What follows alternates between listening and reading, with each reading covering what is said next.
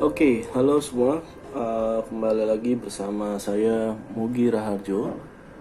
Kali ini kita masuk ke pertemuan 2 membahas mengenai pengenalan hardware mikrotik. Oke, mikrotik sendiri ada mempunyai sistem operasi ya yang dinamakan dengan mikrotik router OS. Di mana mikrotik ini sendiri merupakan salah satu brand ternama yang banyak perangkatnya sudah banyak dipakai oleh banyak kalangan, baik perusahaan, instansi dan lain sebagainya. Nah, mikrotik router OS ini bisa dijalankan tanpa kita membeli hardwarenya.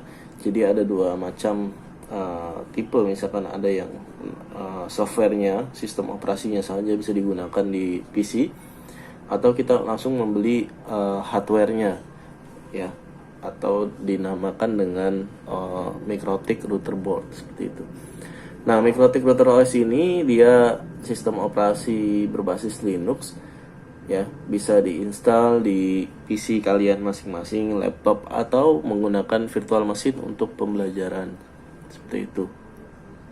Nah, untuk mungkin di awal ini kita hanya mengenal isinya terlebih dahulu. Untuk praktik-praktiknya nanti kita mungkin akan bahas di pertemuan berikutnya mengenai instalasi dari OS itu sendiri ya.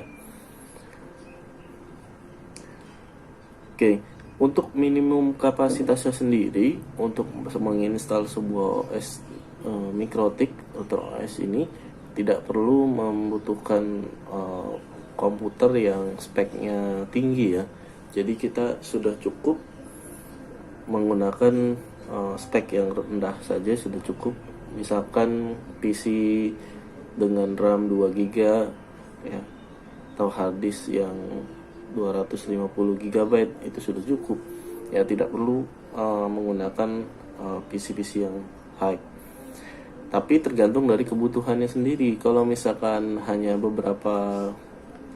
menghandle beberapa device, ya tentunya kita tidak perlu menggunakan spek yang tinggi. Tapi kalau misalkan kita untuk menghandle end device yang cukup banyak, ratusan atau ribuan, ya tentunya kita harus membeli perangkat yang sesuai dengan kebutuhannya.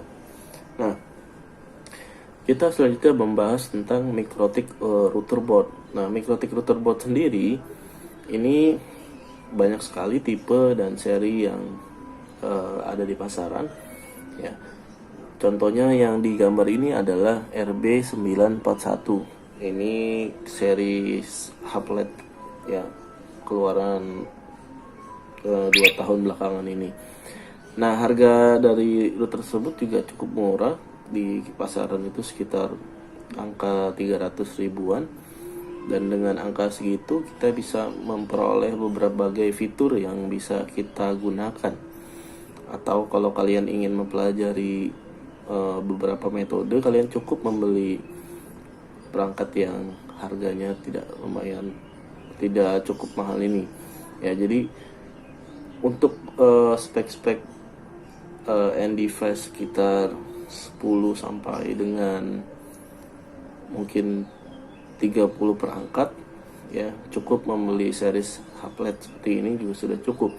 Nah, namun kalau misalkan end device kalian banyak sekali, ratusan atau ribuan, kalian harus membeli tentunya series yang lebih high lagi.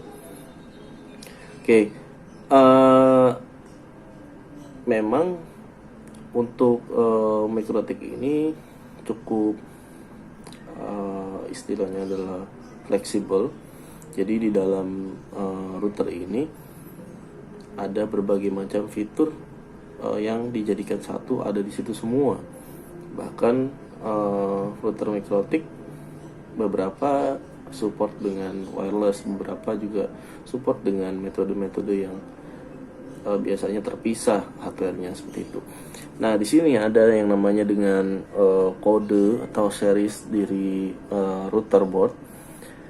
Nah, kalau RB itu menandakan penamaan, yaitu router board itu sendiri, ya. Nah, kalau seri 751, misalkan 7 itu berarti kelasnya atau seriesnya, berarti series 7. Kalau 951 ya berarti series 9, seperti itu. Nah, untuk yang kedua ada yang namanya jumlah port di angka yang kedua, 75. Kalau misalkan 74 itu berarti portnya ada 4. Kalau 75 ya berarti 5-nya itu menerangkan bahwa port dari router ini ada 5, seperti itu.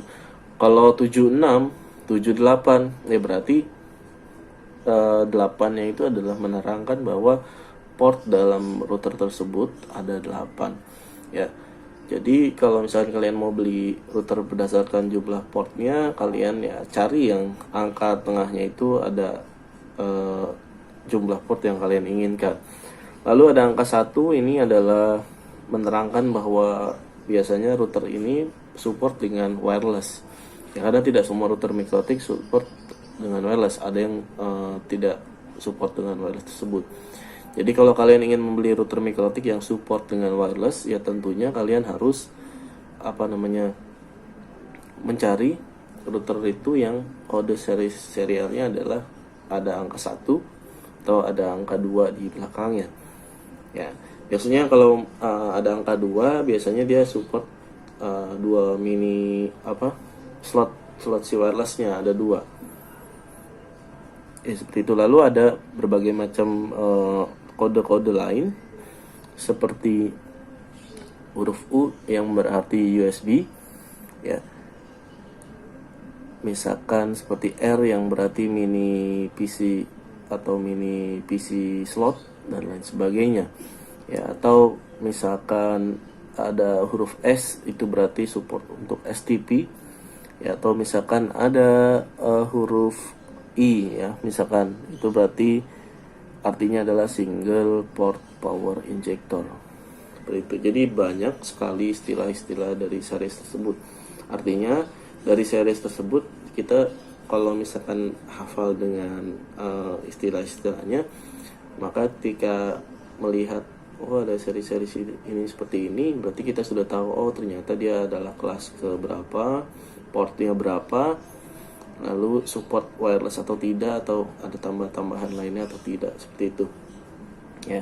Itu adalah mengenai series dari router sendiri, ya.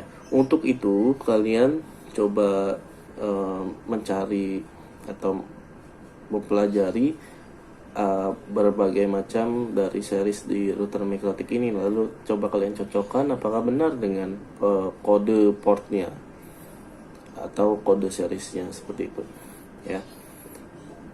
Oke, berikutnya adalah mengenai arsitektur router, ya.